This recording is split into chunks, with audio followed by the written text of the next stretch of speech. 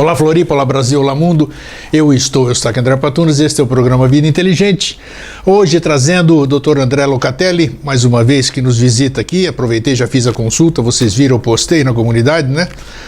Precaução, caldo de galinha, água benta não faz mal para ninguém, então sempre que você puder, vá ao seu médico, mesmo quando você se sentir bem, porque quando a gente já se sente mal é porque a coisa já tem coisa em andamento e aí às vezes está num processo de irreversibilidade. Então é isso aí.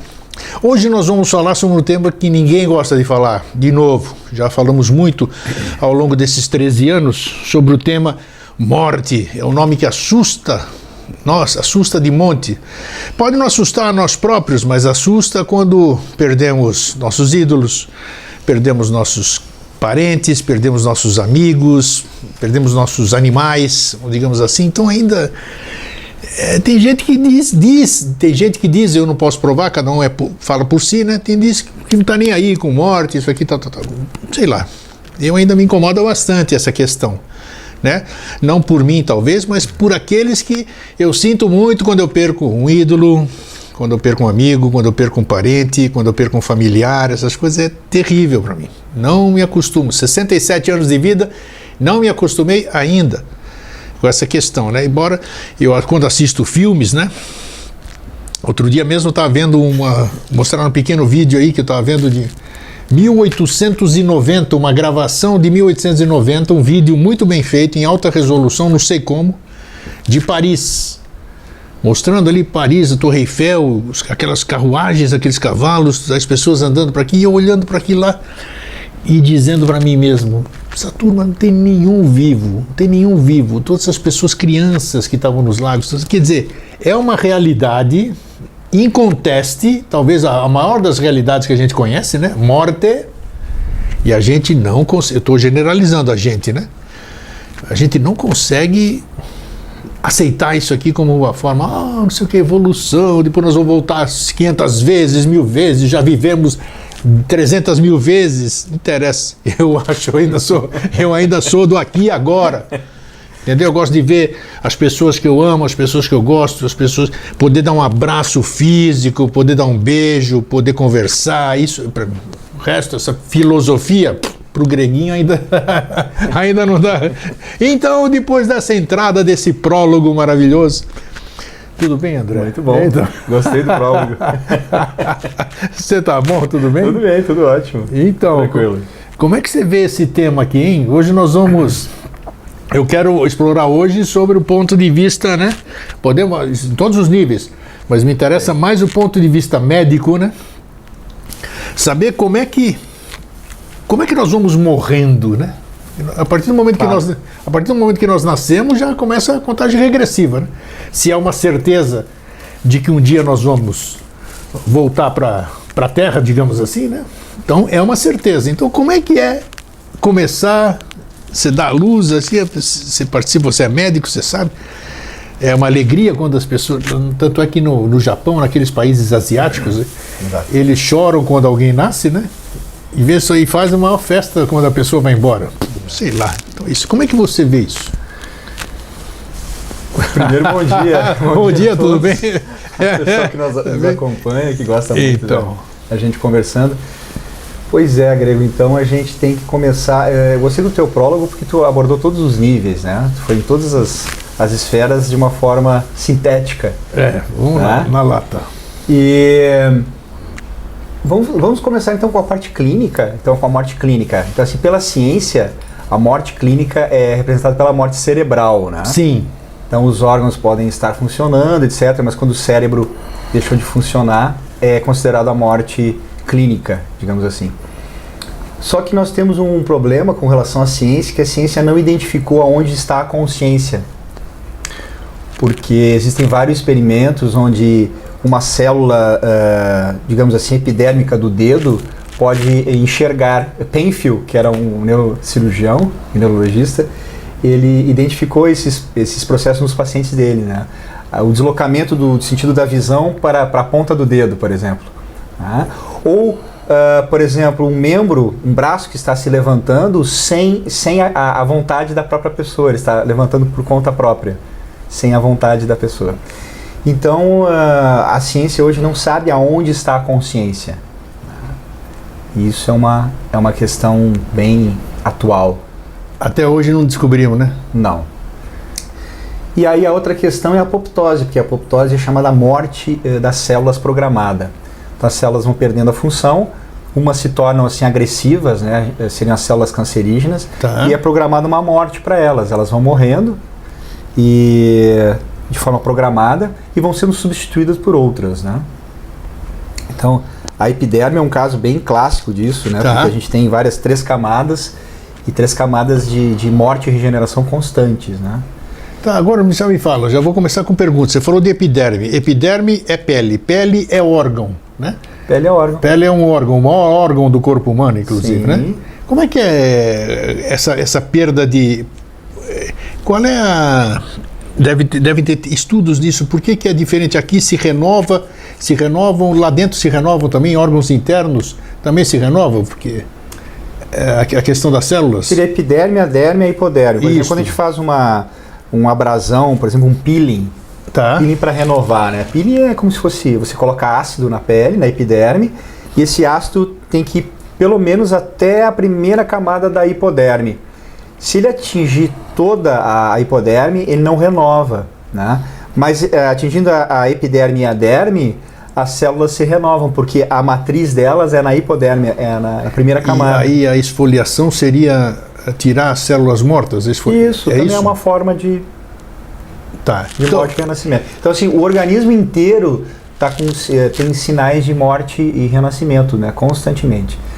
Tem aquela matemática dos órgãos, assim, que cada 3 meses as tuas células do estômago se renovam, a cada 5 meses as tuas células do fígado se renovam, e a cada 3 anos e meio as células dos ossos se renovam. Então, assim, a cada 3 anos e meio dá para enterrar uma pessoa e desenterrar, e tem uma nova, porque o teu corpo já não é o mesmo. Isso eu até concordo. Então, assim, as pessoas morrem, né, a cada 3 anos e meio completamente, todas as células, e não se dão conta. E aí, vamos falar do nascimento, assim, o nascimento. Vamos falar do corpo humano, quando eu nasço, uma criança nasce, o que ela tem? Vamos falar de vitalidade, como é que você vai perdendo essa vitalidade até chegar nessa coisa que a gente denomina morte, quando cessa essa máquina que começa a funcionar já a partir da fecundação, né? Que é uma máquina que já começa ali. Que se parou o processo, acabou, né? É impressionante. Isso é incrível, é incrível. Você pode estudar genética, pode estudar o que você quiser, mas os médicos se surpreendem, os médicos, cientistas se surpreendem como se dá esse negócio, porque é uma inteligência, é um negócio fabuloso, fabuloso, para nós que temos uma mente limitada, digamos assim, né, por enquanto. Me fala sobre esse processo. Vamos falar do início da vida e vamos dissertar depois, ao longo da vida, podemos falar em termos nutricionais, em termos ortomoleculares, em tudo isso aí que você estudou e trabalha. Como é que se dá todo esse processo? Para as pessoas entenderem como é que a gente nasce, cresce, se mantém, envelhece e morre.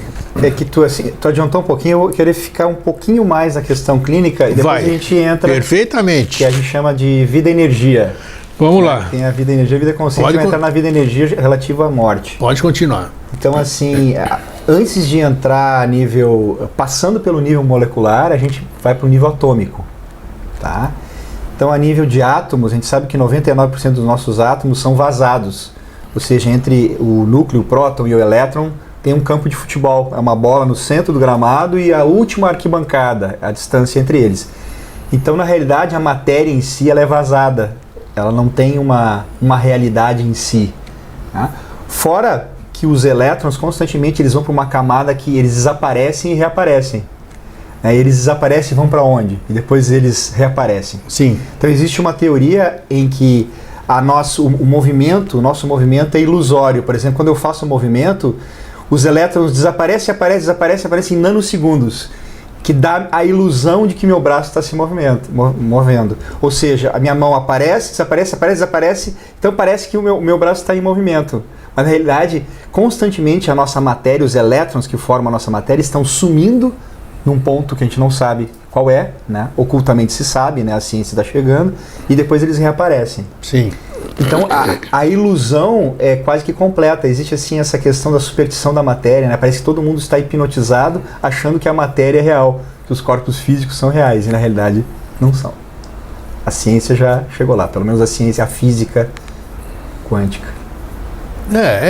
Tá bom. Eu ainda sou do tempo Do Newton? Do Newton, do ver para crer.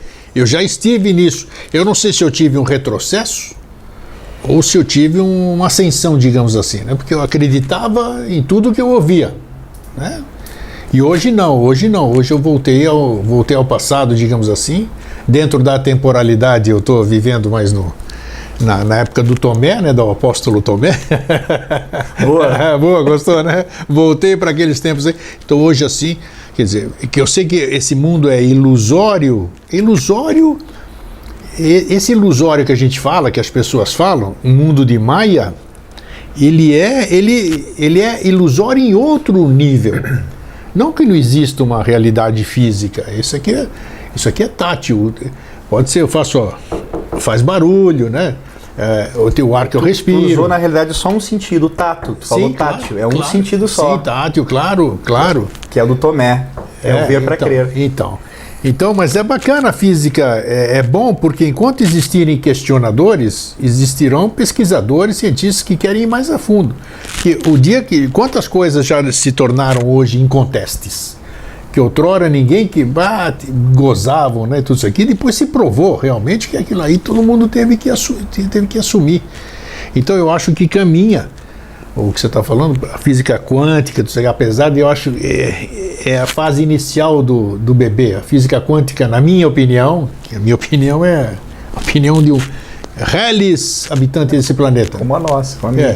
Então nós está na fase gestacional a física quântica. Se o homem acha que está dominando a física quântica, patati patatá, fala bonito pra caramba, né? Sei o que, isso, aquilo lá, tal, ainda não se provou. Vai chegar o dia, eu acredito que vai chegar o dia. Mas temos que trazer o que está em outro nível para baixo, né? Para baixo. Então vamos lá, siga. Vamos lá, eu só fiz uma parte no mundo de Maia. A gente pode continuar nessa questão do mundo de Maia. Não, vamos lá, mas é vida, né?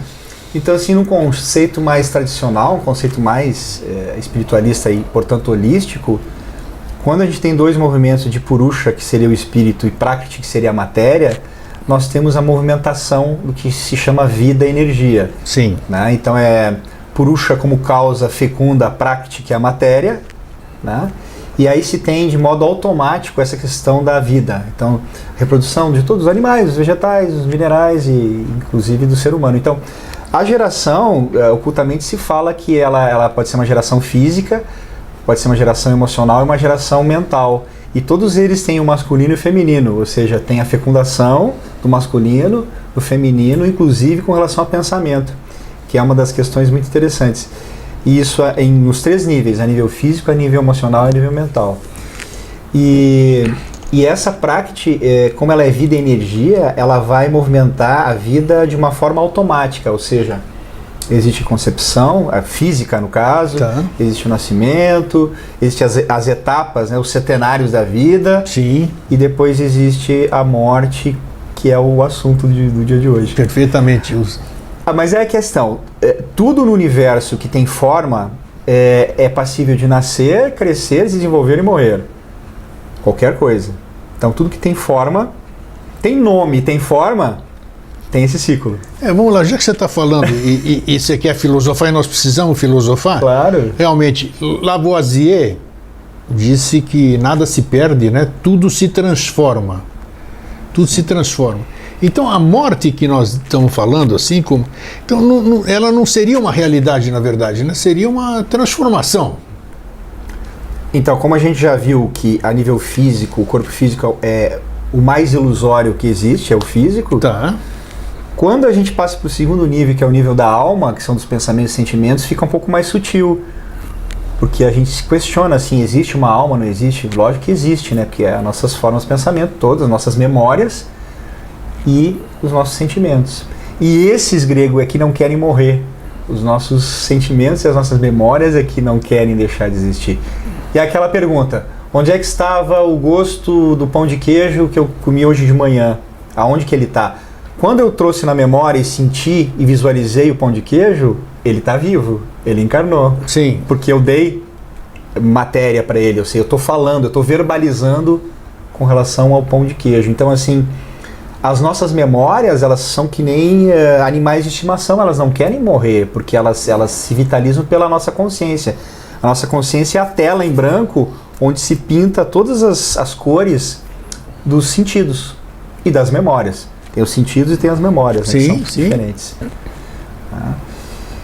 Quando se coloca os vritis é uma questão que a gente queria falar há muito tempo, agora veio. Os vritis, segundo a tradição, são formas de pensamento, ou seja, são emanações de pensamento. Quando os vritis eles somem da nossa consciência, fica a pura consciência, e aí não tem mais manifestação de vida, porque a gente só volta a adquirir uma forma porque a gente alimenta de uma certa forma essas memórias e esses vritis que são os pensamentos. Senão a gente não adquire forma. A gente fica sem forma. É meio complexo assim, né? É meio complicado, a gente vai pegando fragmento daqui, fragmento de lá, mas tem que dar, realmente como é que eu posso dizer? Porque se eu gero um pensamento, se eu gero o vriti, né? Vriti que você falou, é porque ele foi criado, né? Ele foi criado provavelmente por mim ou por outros, sei lá. Então, né? Todos os nossos pensamentos são reciclados, não existe pensamento original. Exato. É o que diz Então essa realidade, esse pensamento que existe, ele tem que ser... É complexo isso aí que eu disse, porque ele é alimentado por todas aquelas pessoas, por todos aqueles... Acho que é, né? Acho que é. Alimentado por todos aqueles pensamentos. Que não adianta eu deixar de pensar se outros milhares, milhões continuam pensando. Né? Porque a gente poderia viver mais do que 100 anos se a gente não tivesse esses seres, que são as memórias, se alimentando de nós. Então, se eu tenho uma alimentação saudável, se eu tenho pensamentos saudáveis, eu estou mais sutilizado. Então, a tendência é que eu viva mais, porque tem menos seres se alimentando de mim.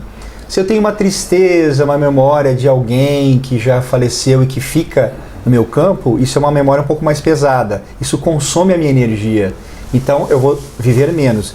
Então, assim, complementando, se a gente retirar todas as nossas memórias, as mais densas, desde desejo de comer pizza até memórias instintivas, passando pelas memórias de pessoas, de situações, se a gente eliminar e não tiver mais nada disso, a nossa tendência é viver mais. Você falou, você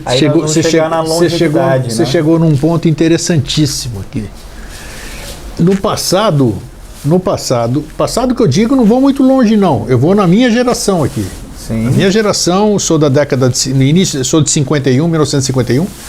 Então naquele tempo nós tínhamos uma alimentação leite puro, aquele leite que vinha em garrafa direto, não tinha beneficiamento, não tinha nada, aquela crosta de uma nata que ficava aqui em cima, tomávamos água da torneira, comia manteiga, eu comia um pacote de manteiga por dia, um pacote inteiro de manteiga, com pão, aquela bengala de pão, não sei como é que chama no Rio Grande do Sul, como é que é? A bengala, um pão desse tamanho aqui. Não. Pão francês? Não, pão francês é o pequeno. Aquele linguição lá, como é que é o nome? Não sei. Bengala. Bengala, é isso aí. Então nós tínhamos uma alimentação super sadia no passado, na minha geração, digamos, vamos limitar nisso. E vivia-se menos. Olha aí, vivia-se menos, sim senhor. Hoje tem estudos, comprovações, N coisas que o ser humano hoje vive mais do que vive no passado. Hoje a longevidade é maior.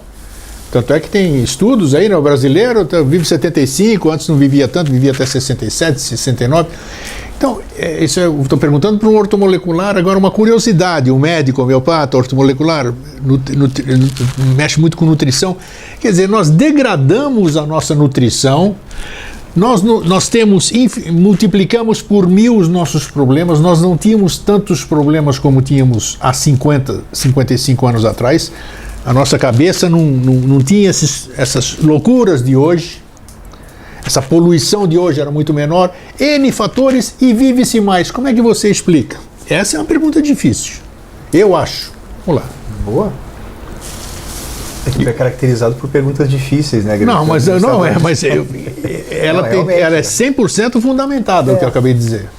Então, assim, a gente pode puxar para regiões da Grécia e da Itália, onde existe um alto grau de longevidade, pessoas vivem 100 e poucos anos. Sim. Onde, basicamente, a dieta é uma dieta mediterrânea, a nível de pescados, legumes, óleo de oliva extra virgem e um vinho produzido na região. Isso. Tá? Que é basicamente sem farinha, sem os farináceos. Então, esse é um exemplo onde as pessoas têm uma longevidade interessante. A nível de estudo, é bacana ver isso, né? Então, eu acho que tu tocou num ponto essencial.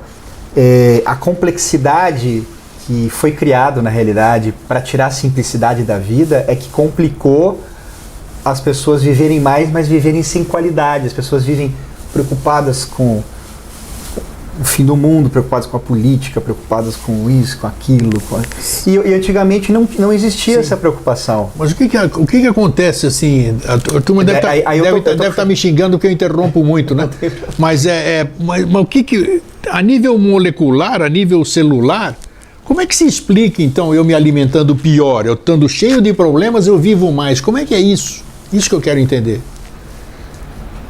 Esse viver mais, eu não sei onde é que tu está enxergando, Grego, mas a gente vê que as pessoas também estão morrendo mais cedo. Nós somos mais longevos hoje. Hoje as pessoas vivem mais tempo. Então, eu queria saber fundamentalmente como é que alguém consegue viver mais tempo. E aí eu estou te colocando, as pessoas poderiam viver 600 anos, elas poderiam viver muito mais. Tá, claro.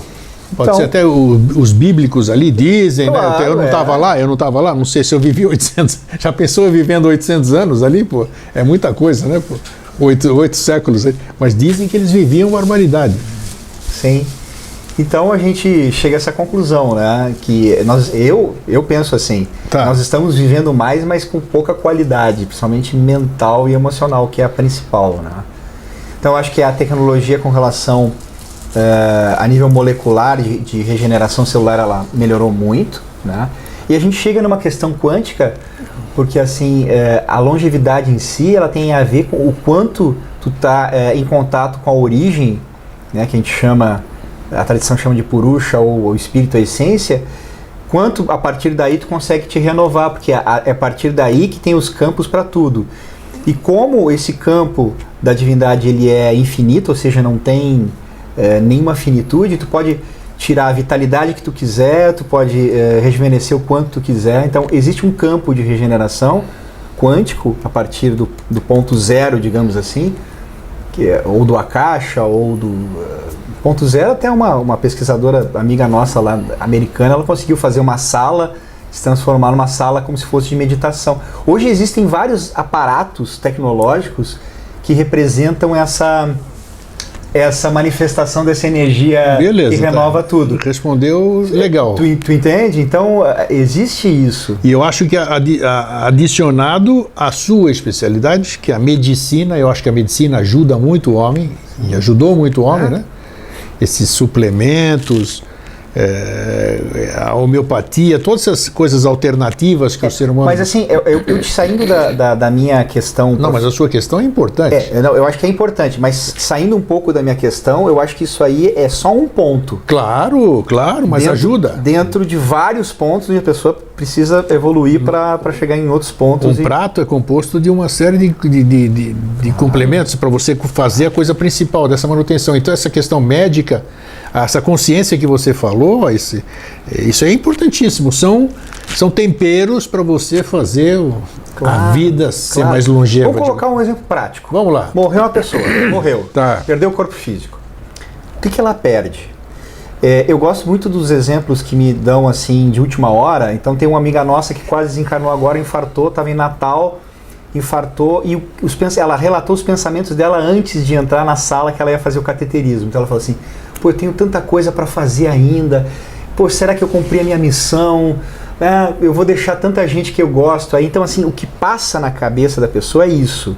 Mas se a gente analisar ponto por ponto, a gente vê assim, a missão é um desejo de fazer algo que ela não está concretizando, mas o desejo não é ela, é só o desejo. A vontade de estar junto com as pessoas é a vontade afetiva, de estar com as pessoas, de estar junto com aquelas pessoas que a gente ama, mas não é a pessoa. Porque tu pode estar a 2.000 quilômetros de distância de uma pessoa e ainda sentir a presença dela. Sem dúvida, Sim. claro. Sim. Sim. Voltando para a questão da apometria, às vezes você faz a apometria com uma pessoa que está na Europa, na Ásia, Não tem, e funciona não tem distância. Da mesma forma. Então, o que é isso? Então, se não tem distância, não tem espaço. Se não tem espaço, não tem tempo. Tá. Aí nós acabamos com a questão da morte. O que eu quero dizer com tudo isso é que o que morre no momento da morte física são essas lembranças e a questão da alma que vai se dissolver depois. Porque a gente nasce com tendências positivas e negativas, né?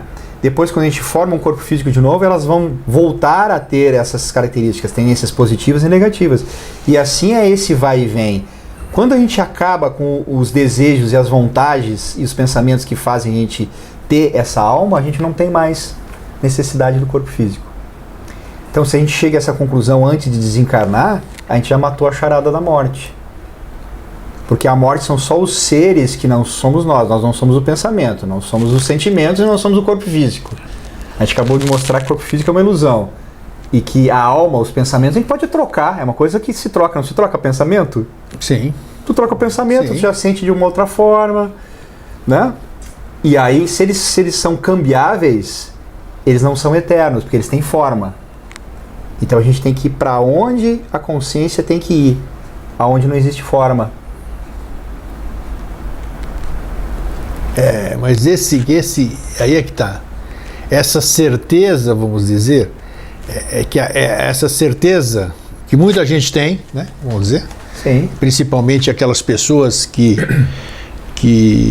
dizem porque dizem que enxergam outro plano, conversam com pessoas que foram embora. Mas aí é astral. Não, porque É um plano. seja lá o que for, mas É astral. Não deixa de ser, não deixa astral. de ser. Claro que é. Não deixa de ser algum plano É uma fora esse realidade. Agora a aqui. gente vai tocar num ponto que a gente quer conversar. Então, O sono e os sonhos e o sono sem sonho. isso aí é complexo também, né? Mas é isso aí que tá falando. Eu acho que o Freud, o Sigmund, qual é o outro lá? O outro famoso ali, que é psicanalista também? O Jung. Jung, os dois, quando eles começaram a chegar em alguma coisa, eles falaram, quer saber, eu vou morrer, porque isso aí é muito complexo, eu vou embora. Mas é mesmo, porque olha, eu vou te contar. Acho que o Freud fez isso, o Jung não. O Jung viveu até os 80 caramba, não, é complexo isso aí, é complexo. Vamos lá, mas o Vida Inteligente está aqui para trazer coisa complexa, para fazer vocês ficarem bravos, irritados comigo, pelas perguntas que eu faço, pelas intervenções, mas são necessárias, não podemos ficar viajando só. Nós temos que viajar com segurança. Você entra num avião, você tem que saber que aquele avião tem combustível, tem bom piloto, as asas estão lá, então não tem perigo nenhum. Então, quanto mais segurança a gente tem naquilo que a gente acredita, naquilo que a gente estuda, naquilo que a gente faz, melhor. E aí nós vamos ser longevos, vamos dizer, nesse aspecto, né? Vamos ter combustível para seguir adiante. Agora tu pegou e me jogou lá no outro ponto. Por quê? Tu pegou e tu puxou um outro fio. Vai lá, divina. Você que é o entrevistado. Eu estou falando muito, você que... Vamos lá. Então, deixa eu falar um pouquinho sobre essa questão. Quando tu falou assim no plano, né? Então a gente tem a vigília, a gente tem o sono com sonhos. Isso. E o sono sem sonho. Tá. O sono com sonhos representa essa questão dos planos, do plano astral. Que quando a gente dorme, a gente morre de uma certa forma, a gente vai para esse plano e fica. Então dizem que a gente não pode brigar, ter assuntos desagradáveis antes de dormir. Isso. Porque senão você vai levar para o Isso, sono, dizem, né? Dizem. E eu atendi antes de ontem uma paciente que ela trabalhava na Caixa Econômica, e um abraço para ela. E ela dormia com um papel na cabeceira e falava assim, eu tenho que achar. Ela procurava tipo arquivos de processos que estavam perdidos na caixa de outras pessoas, legal, que ninguém achava, naquela época. Sim. Não tinha computador. E ela dormia e ela dizia assim, eu preciso achar isso. Ela acordava com detalhes aonde estava o processo, ela anotava e realmente estava. E ela fez isso inúmeras vezes. Que legal, bacana. Né? Isso é você saber que o mundo físico é só uma cópia do mundo astral. Então ela ia no mundo astral e via onde que estavam as coisas, encontrava isso várias, N vezes. Ela fez a vida inteira isso. Depois ela se deu conta que era um poder fortíssimo. E ontem me mandaram um vídeo, coincidentemente, não existe sincronia, né? Sim. Falando da história do copo d'água. Você tem uma questão que você quer resolver, você toma um copo d'água, um gole d'água antes de dormir. Na pergunta do desejo de ter a resposta. E aí você acorda e toma de novo mais um gole e você vai ter a resposta. Essa coisa do gole é uma coisa meio supersticiosa, ela não precisaria existir. Como se o ser humano precisa disso. Ele precisa. Ele precisa disso. Isso que você está falando é a mesma coisa do que eu chegar num centro espírita, digamos assim, numa casa de Umbanda. Que saudade do tempo que eu frequentava casas de Umbanda, né? É você conversar com o preto velho e ele não esteja num banquinho de madeira e não esteja fazendo aquele linguajar dele. Você vai achar que é um embuste, né? Porque ele tem que falar daquela forma. Então o ser humano precisa de arquétipos, né? Para poder... Exato. É o que você acabou de dizer. Então isso é importante, é necessário ainda para nós. As comprovações. No meu caso, eu estou falando de mim também. Eu ainda preciso de muita comprovação hoje. Então, na manifestação, o mundo astral ele é tão dual, tão enganoso quanto o mundo físico, mas ele é um pouco mais sutil.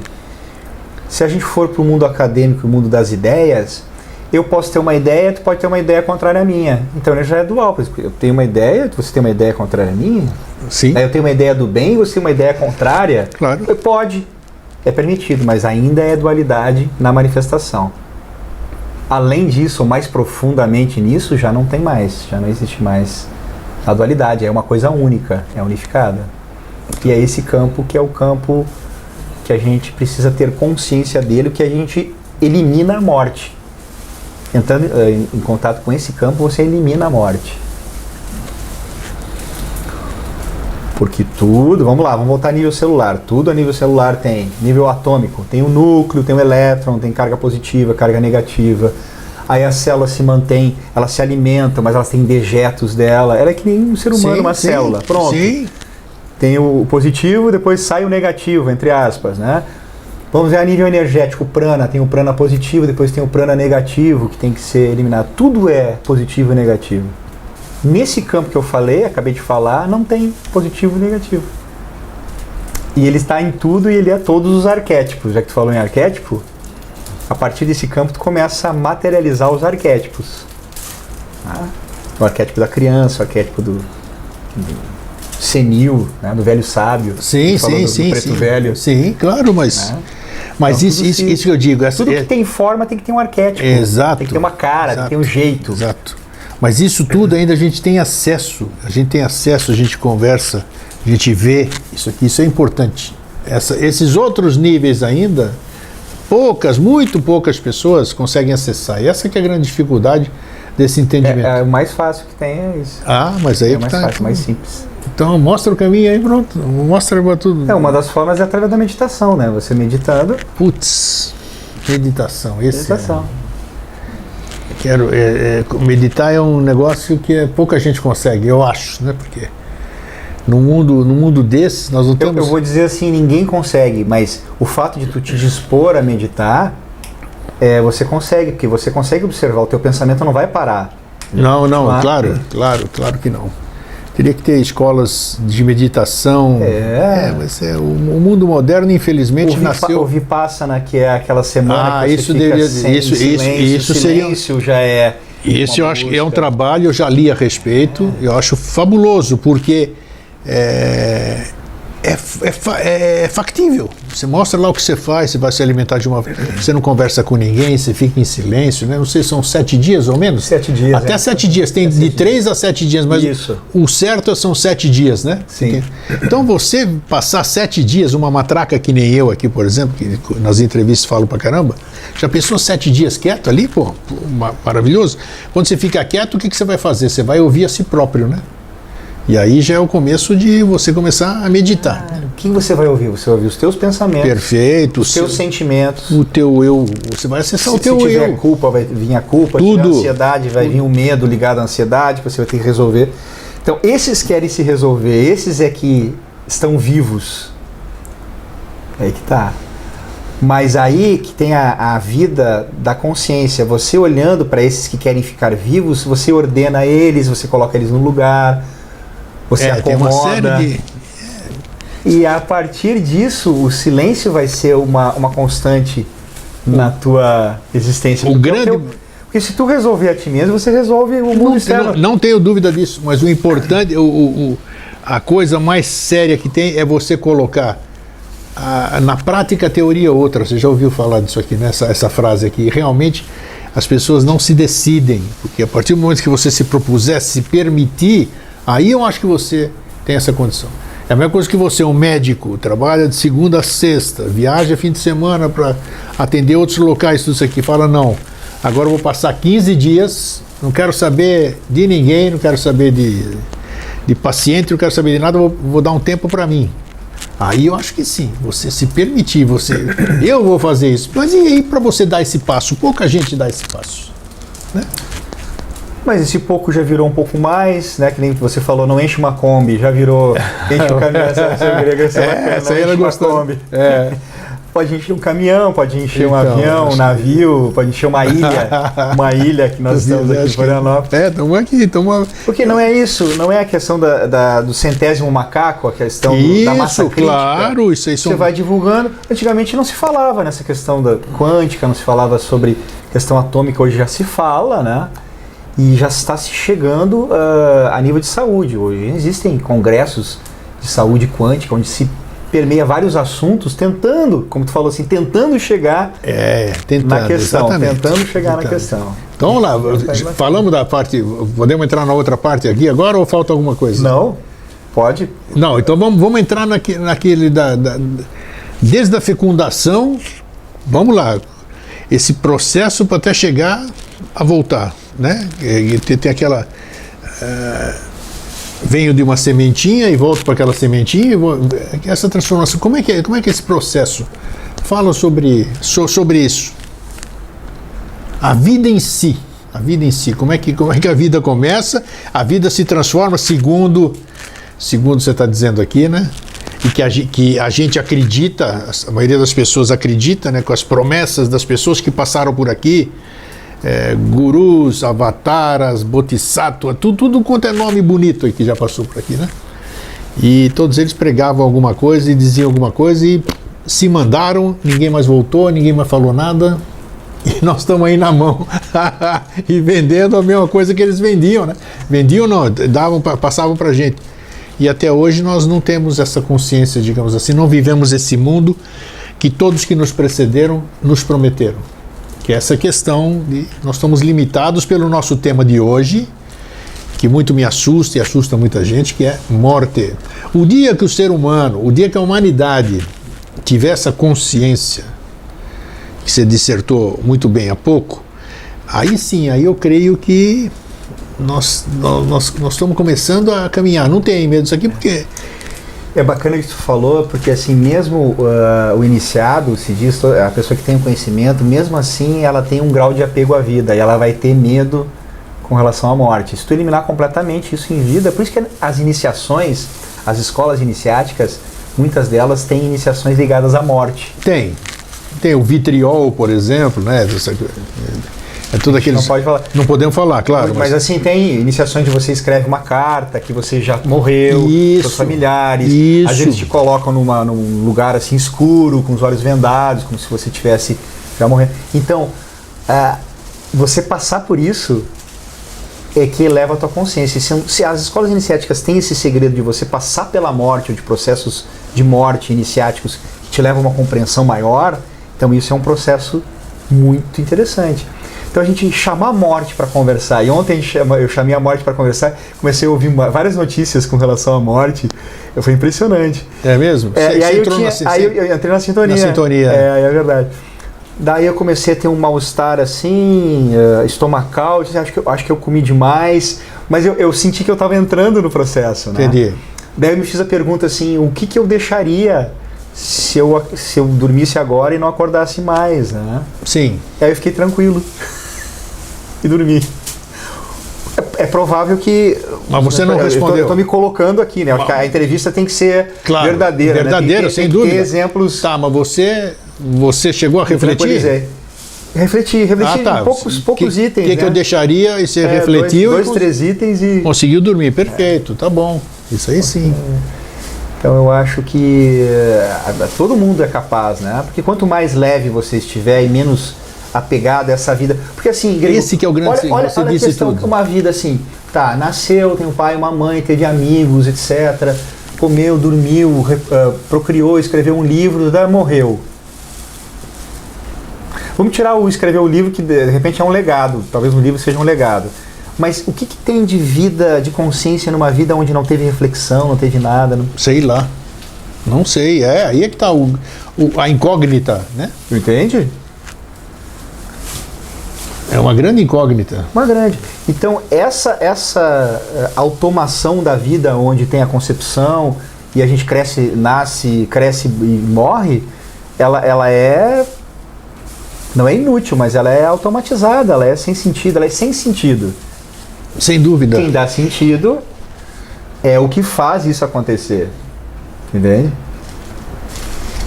Eu acho que quem tem medo, vamos dizer assim, é quem tem, você falou muito bem durante a entrevista, o apego, né?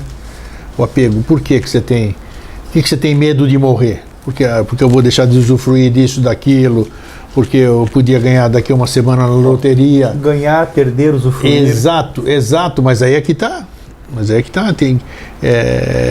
Tem gente que tem apego ou porque a vida é prazerosa. Prazer e dor perfeitamente. São opostos.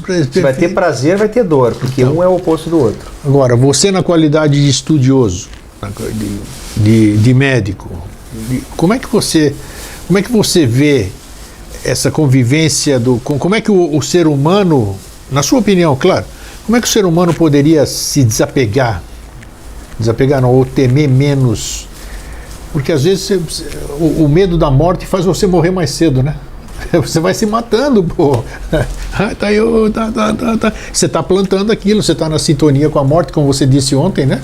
Você entrou na sintonia, começou a sentir coisa aqui, Você sintonizou na Rádio Morte SA e o locutor está transmitindo um monte de coisa para você, né? Então, como é que você pode fazer com que as pessoas tenham menos medo dessa coisa real, que é o ato de perder esse corpo físico, digamos assim? Aí tocou numa palavra que é muito importante, que é medo, né? E medo e morte tem essa grafia da letra M. Isso. Né? E M, a gente pensando na forma oculta, ele está ligado ao 13º nível, a 13ª carta, que é a morte e transformação. Oi? Não sabia, não. Sim, que aí é uma carta onde existe um túmulo e existe uma criança saindo desse túmulo. E que é tarô isso aí? Isso é tarô. Não sabia. Tá. Tarô mais oculto. E aí essa criança representa a transformação, porque morte é sempre uma renovação. Nós falamos de renovação das células, renovação de uma alma. É uma renovação. Então, para que haja essa renovação, essa transformação, tem que morrer algo para que algo novo nasça. Sim, sempre, claro. Né? Então, como isso é uma coisa normal da natureza, né? O término sempre é o início de uma coisa nova e assim sucessivamente, as pessoas têm que olhar de uma forma natural, assim, inicialmente olhar como uma transformação, como uma renovação. Tá, mas como incutir esse ponto de vista nas pessoas? Se elas é um processo difícil, né? Porque nós estamos apegados a religiões que elas nos condicionam de uma certa forma, a literaturas, uma série de pensadores, tudo, cada um são mentes que influenciam, arquétipos que nos influenciam. Como largar isso tudo? Você vai dizer, você poderia dar uma resposta simples, como eu tenho ouvido aqui. Não, entra numa escola de iniciação, como se escola de iniciação resolvesse tudo, né? Aí fala, iniciação, inicia o teu processo. Exatamente. Então, você inicia, mas não termina nunca. Inicia. Então, existiria alguma mágica, vamos dizer assim? Como mudar essa questão? Eu acho que a questão está nos apegos, né, nas bengalas. Eu vou citar um autor, na realidade é um compositor que eu gosto muito, que é o John Lennon, dos Beatles. E numa das crises de transformação dele, ele falou assim, numa das frases das canções que ele compunha, que Deus é um conceito para medir a nossa dor, que mede a nossa dor. É só um conceito. Então é bacana, porque ele ao mesmo tempo está dizendo algo, mas ele está falando assim, se Deus é um conceito, é algo, e a dor é uma outra coisa, que é a nossa dor, quanto tu consegue ultrapassar essas coisas? E antes disso, na canção ele fala que ele não acredita em Buda, não acredita em Krishna, não acredita, parece alguém que eu conheço, não acredita em avatares, etc. Ele só acredita nele mesmo, mas ele colocou a companheira dele, a Yoko, também, ele acredita nele, a Yoko. E depois ele acabou até se separando da Yoko um tempo depois. Foi. Então essa forma de crença, porque acreditar é uma coisa assim muito comum. E aí entra nas pessoas, as pessoas creem, mas elas não creem na sabedoria interna, elas não creem naquilo que elas são capazes de promover, de sair de dentro delas para fora. Eu ouvi de uma pesquisadora que as pessoas perderam o senso comum de reflexão e de sabedoria, e é verdade. As pessoas estão ligadas a flashes, a imagens, então é a imagem do computador, a imagem do celular, alguém falou isso, vou atrás. Nossa Senhora, é assim. E aí as pessoas têm que largar, e aí entra assim, larga a religião, larga tudo e entra no teu silêncio ou na tua meditação. Aí você vai conseguir acessar coisas que você nem imagina. Você tem razão. Enquanto a gente fala, vão aparecendo soluções aqui, mas são soluções de cada um, né? É interessante, porque a gente tinha que... tudo que você está falando é factível, mas é necessário que as pessoas se permitam, as pessoas resolvam dizer, não, eu vou fazer isso, eu vou realmente... Uma grande questão que você estava falando há pouco, que me veio à mente, é que eu falei, o que você precisa para parar de ter medo da morte? É você fazer uma autorreflexão e fazer o que você fez ontem à noite, por exemplo. Não sei se você viu. Ou levar um susto. Eu acho bacana você levar um susto, você aproximar a morte e a morte chegar bem próxima. Claro. Eu acho que tu pode até falar sobre isso, Grego. Não, eu falei muito. Quando eu tive o meu infarto, eu falei aqui, fiz programa, mas fiz tudo. É bacana porque tu fala assim, a gente tinha um curso que nós fazíamos, que tinha uma reflexão assim, faz de conta que todo mundo morreu agora nessa sala e vocês vão recomeçar de novo. O que vocês fariam de diferente se vocês pudessem... Sim. Então é uma forma de você morrer e dizer assim, puxa, o que eu faria? Pô, eu ia dar um abraço na minha mãe, eu ia escrever uma carta para não sei quem, Carta não se escreve mais, coisa do passado. Né? Isso, agora escrever um e-mail, um WhatsApp para alguém. Isso. Eu ia beijar minha avó, eu ia fazer mais trabalhos de caridade. Não sei, cada um tem algo, né? Mas então, isso eu acho que bacana. Você chamar a morte. Perfeito. Uma forma disso que me veio à mente aqui conversando é você saber. Porque aí tem aquela frase do Raul Seixas que fala assim, morte, morte, morte, que talvez seja o segredo dessa vida. Exato, tá vendo? Esse era um grande sábio, não? O maluco, beleza? Isso. Mas uma forma também, eu acho que você pensar, por que eu tenho medo da morte? O que me prende aqui? Que nem você disse ontem, o que me prende? Quem me prende é essa aqui, que eu tenho um filho problemático, é porque não sei o que, não sei o que lá. Então, beleza, é só isso, então resolve seu filho, aí eu posso morrer tranquilo. A partir do momento que você não tem, você não tem mais... Desprende. Não tenha dúvida, perfeitamente. Esse que é. Mas para isso você precisa fazer essa reflexão, que você disse bem, você deu um caminho, que é a meditação, outro pode ter outro caminho, de outra forma, né?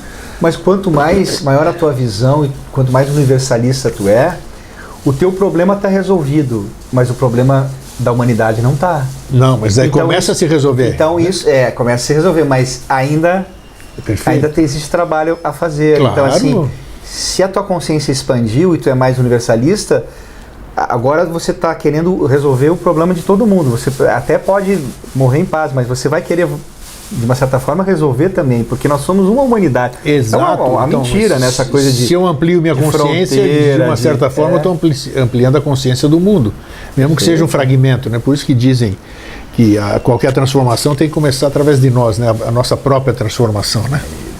Então, talvez você esteja salvando o mundo também, salvando a si mesmo, porque o mundo está em nós, a gente não está no mundo, o mundo está em nós, a gente não está no mundo, os pensamentos estão em nós não estamos nos pensamentos, e assim, nosso corpo físico também está em nós. Não a gente tem esse corpo físico, entendeu? O corpo físico é uma manifestação da nossa consciência. É um modo da gente estar dentro dessa consciência maior, que é uma consciência só. Só né? sei que quem inventou esse jogo chamado vida, eu vou te contar. Tem que Maravilhoso. Merece nota 10, nota 1000. Não é ele, é ela. É ela, não. É ela aqui mesmo.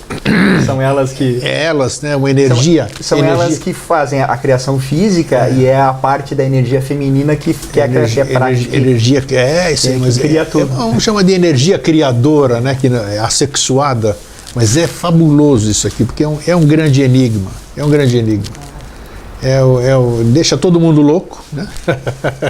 Deixa todo mundo louco, porque você pensar nisso, você pensar nessas coisas, você nunca obtém uma resposta, né? Então é assim. Eu tenho uma tia que é arquiteta. Sim. Eu falo assim, ó, o arquiteto no universo, na realidade, é uma arquiteta. Então são as mulheres que são as grandes arquitetas. Tem que mudar a grande arquiteta do universo, né? Aí...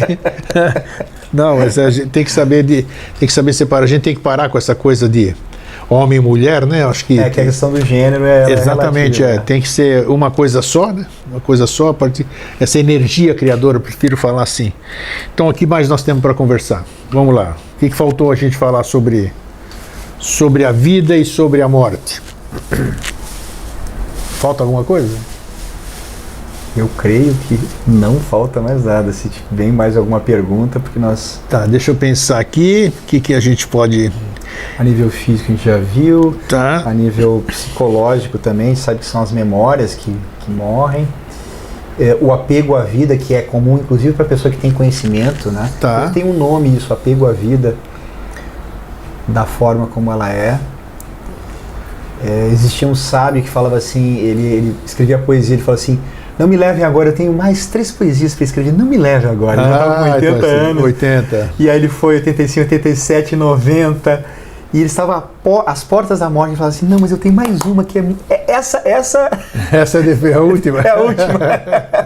Parece que ele escreveu uma parte e foi...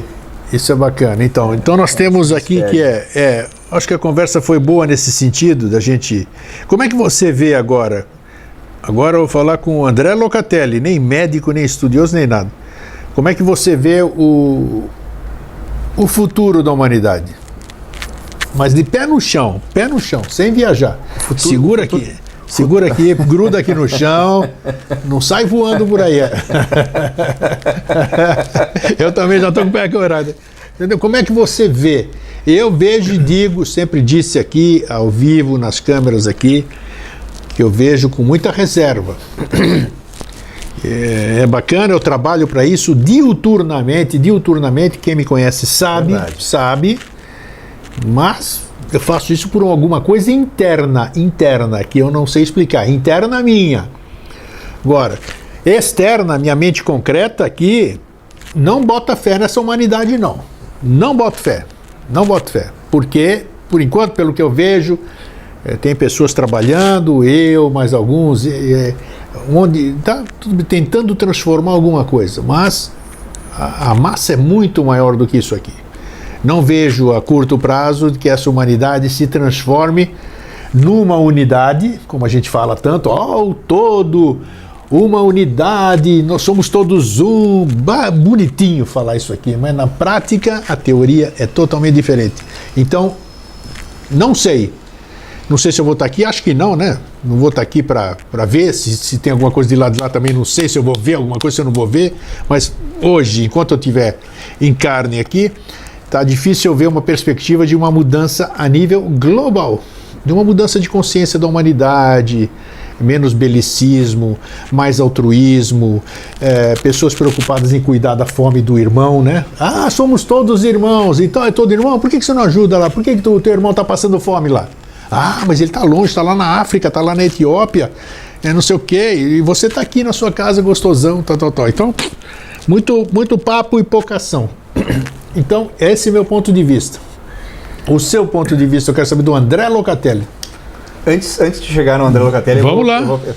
Tem um vídeo antigo do Krishnamurti, inclusive ele é em preto e branco. Opa! que é uma entrevista dele com estudantes de uma universidade Ainda bem tem muitos, né? Isso é muito bom, né? Muito bacana. Muito bom. Qual isso. é esse específico que você quer citar aí? Não lembro. Ele bota, tira o doce da boca da criança. Não, são maravilhosos. Tá lá na internet, Krishnamurti em preto e branco, legendado, sensacional. Eu também não sei porque são muitos, né? Não sei qual que você ia se referir. Os estudantes são 2 ou 3 que estão na internet, no YouTube. Tá. E aí ele é questionado de várias questões todas, né? E aí os estudantes falam assim, poxa, e tem tanta gente morrendo, né, na África, né? Ou na Índia mesmo, tem tanta pobreza. Muita. Por que que... Aí o Krishnamurti falou assim, por que vocês aqui que estão nessa sala, junto com o apoio da universidade e do governo americano, não vamos todos nós lá e acabamos com a fome, até porque o governo americano tem recursos para isso. Perfeito. Acabou, né? Acabou a conversa. Acabou a conversa, silenciou. Tá aí, ó. Então a gente vê que isso é muito antigo, e falando de pessoas que estão, digamos assim, querendo trabalhar pela humanidade já há um tempo, já estão há muito tempo aí, né? Plantando sementes e colocando essas questões cruciais, que já se poderia, teoricamente, acabar com toda a fome do mundo agora. Não tem, eu acredito nisso. Momento. Temos todos os recursos para isso. Todos. Quanto alimento não é jogado fora aí? Toneladas e toneladas, podia mandar para lá, né? Sim. Isso é vida, né? É o tema do nosso assunto de hoje, vida, porque um monte de gente morre por causa de egoísmo, por causa de má administração, uma série de coisas. Então, vamos lá agora. E aí tem aquela questão que o próprio Krishnamurti coloca, ou seja, o mundo externo só é uma projeção do nosso mundo interno. Né? Sim. Então o nosso mundo interno precisa modificar. E aí eu vejo a humanidade lá na frente, quando todo mundo individualmente conseguir se modificar internamente. Porque é no teu interno, é você vendo as tuas sombras, né, que o Jung fala que a gente tem todos os arquétipos dentro de nós. Então nós temos o arquétipo de sombra, talvez nós temos tudo. Nós temos o nosso egoísmo também conosco, que tem que ser transformado. Mas aí, quem olha para fora adormece, quem olha para dentro desperta. Então, bonito, é isso aí. Então as pessoas têm que aprender a meditar, têm que aprender a silenciar. Eu fui expulso de um programa médico lá em São Paulo porque eu estava ensinando as pessoas a meditar. Eu era médico de família, eu estava ensinando as pessoas a meditar. As pessoas iam lá, ao invés de fazer exercícios aeróbicos, eu ensinava elas a meditar. E elas estavam melhorando de saúde. Aí o diretor lá falou assim, não, essa filosofia não nos cabe. Talvez agora, com a mudança toda, já tenha uma aceitação. E aí, pronto, aí aconteceu o que aconteceu.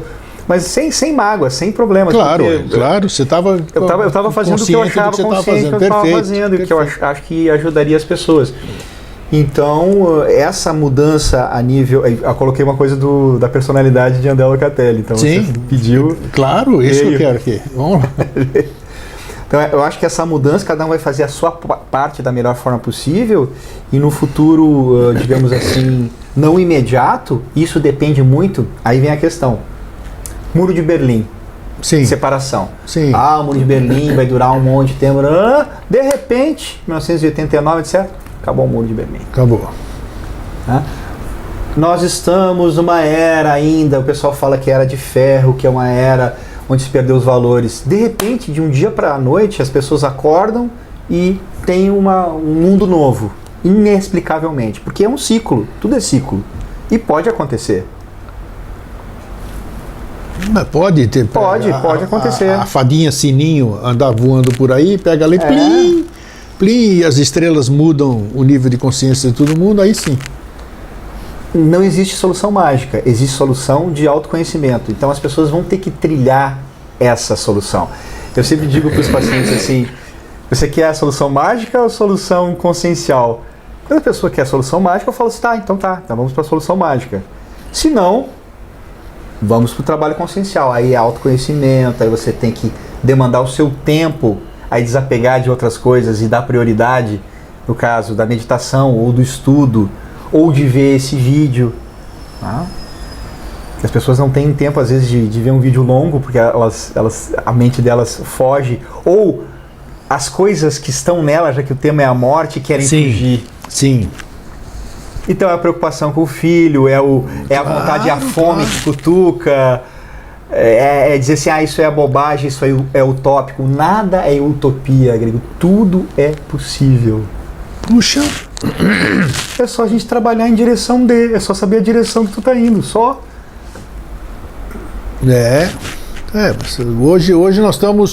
Hoje nós estamos quase 8 bilhões de pessoas, né? Quase corpos físicos. Imagina o resto, então, se é que tem, né? Se é que Exato, multiplica isso. Se é que tem. Então imagine, bom, sei lá, eu vou continuar fazendo até o dia que for autorizado, permitido, eu vou continuar fazendo o que eu faço, né? Mas por uma coisa interna minha, não quero nem saber o que vai dar. Interessa que o beija-flor no incêndio, né? Tá difícil, mas não, tá difícil, mas eu estou fazendo minha parte. Se os outros beija-flores saírem por aí com um pouquinho de água para apagar o incêndio, vão apagar. Porque o mínimo que a gente deseja para essa humanidade é que todo mundo entre num equilíbrio, que o equilíbrio é a paz no manifestado, é um equilíbrio. Que não veja oposição, né? A gente viu recentemente as pessoas se jogando numa oposição, como se fosse ser humano. Nossa, isso aqui nem vamos entrar nisso. Nem vamos entrar, porque foi a maior prova de que todos nós, vou dizer todos nós, porque todo mundo teve alguma manifestação interna. Todos nós percebemos que temos coisas que achávamos que não tínhamos mais, ou que sequer tínhamos, né? Então e tem gente que esse foi um grande alerta. Foi muito bom. Há males que vem para bem. Espero que o que nós experienciamos seja um despertar, como você disse, né? Um início de um despertar. Exato. Tá. Exato. Então você já deu seu ponto de vista e não te incriminei, né? Já pensou? Aí vai os pacientes, doutor André, mas você disse no Vida Inteligente lá que não sei o que lá. Não, você falou bonito, você saiu muito bem. Então é isso. Ó, foi, mais uma vez foi muito legal a gente conversar. Mesmo. Né? As nossas conversas seja útil para todas as pessoas que estão nos são assistindo. Gostosos os nossos papos aqui, né? Porque não tem pauta, vem o que vem, a gente é autêntico, né? Isso que é o mais importante, né? A gente fala o que vem à mente, o que vem do coração, o que vem do laríngeo, né? Então é isso. Então, mais uma vez, obrigado, doutor André. Obrigado, né? Obrigado por... Saúde e paz a todos. Está cuidando aqui desse corpício, né? E um pouco da cabeça. Um pouco da cabeça, Quando ele deixa. Precisa ver nossas consultas aí. Nossa consulta, o pau já come lá dentro. Fala, não é assim, não. Ainda bem que não é filmado lá, né? Então, tá bom. Gente, então, para vocês que ficam, um fraterno abraço e um feliz sempre. Fraterno abraço a todos. Boa evolução.